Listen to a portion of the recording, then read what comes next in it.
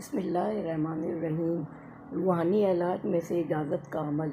آپ نے سب سے پہلے وضو کر کے نماز پڑھنی ہے، اس کے بعد اول آخر 11 بار درود شریف اور بیچ میں 101 مرتبہ بسم اللہ الواسع جل جلالہ، بسم اللہ الواسع اللہ جل جلالہ، بسم اللہ الواسع اللہ جل جلالہ 101 مرتبہ پڑھ کے چہرے پر پھونکنا ہے، اور اس کے بعد وہ ہاتھ منہ پر پھیر لینے ہیں۔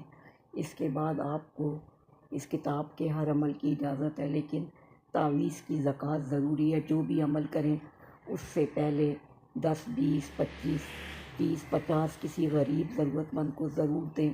ویسے بھی صدقہ انسان کو دیتے رہنا چاہیے اپنی حیثیت کے مطابق۔